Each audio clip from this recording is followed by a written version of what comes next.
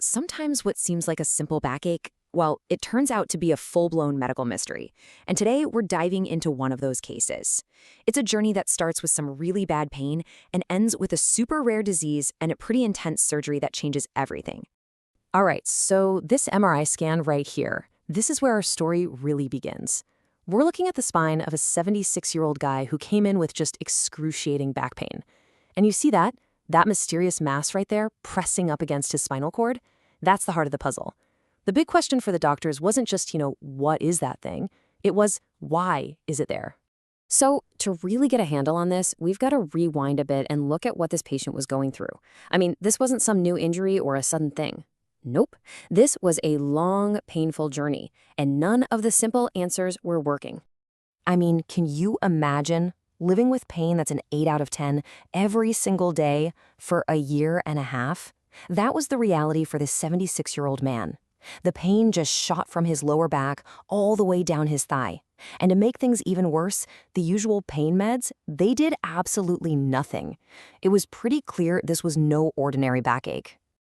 Okay, so with the pain just getting worse and worse, the medical team knew they had to dig deeper. It was time to turn to advanced imaging to really see what was going on inside. They needed to follow the trail of clues, one scan at a time. And boom, the first MRI gives them a huge clue. It's a fluid-filled cyst, a synovial cyst, right there at the L1, L2 level of his spine. You can totally see how it's just crowding that spinal canal, putting all this pressure on the nerves. So yeah, this was definitely the direct cause of his pain. But was that the whole story? Oh, not even close. This was just the tip of the iceberg.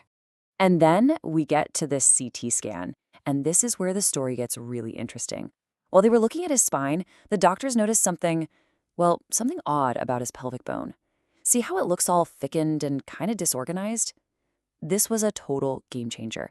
It meant that this cyst wasn't just some random fluke. It was a symptom of something much bigger, a problem affecting his entire skeleton.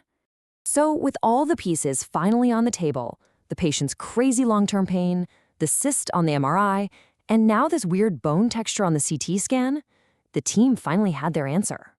They had unmasked the hidden culprit behind everything, a condition called Paget's disease of the bone.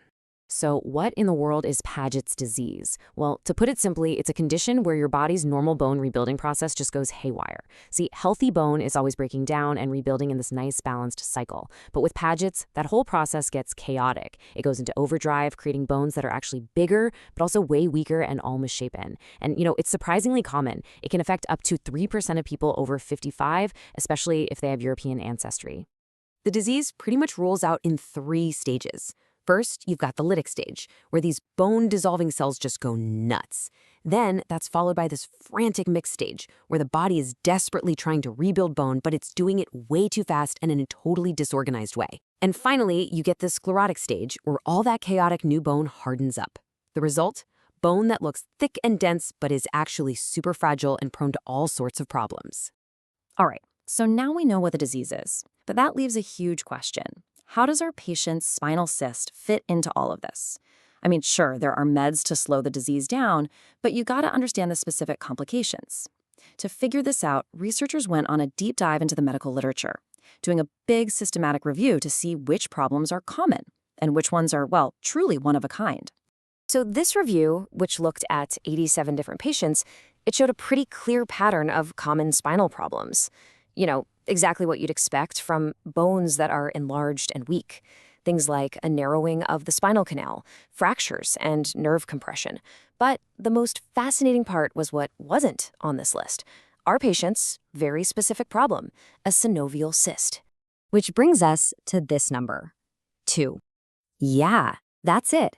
That's the total number of times a spinal synovial cyst has ever been documented in a patient with Paget's disease. And our guy is one of them. This case is literally the second known instance in medical history. The thinking is that all the abnormal stress from the diseased bone caused the joint to break down and form the cyst, making this an incredibly rare thing to see. So, faced with this incredibly rare and dangerous complication, there was really only one way to go to end this patient's agony and prevent any permanent nerve damage, and that was a complex, high-stakes surgery.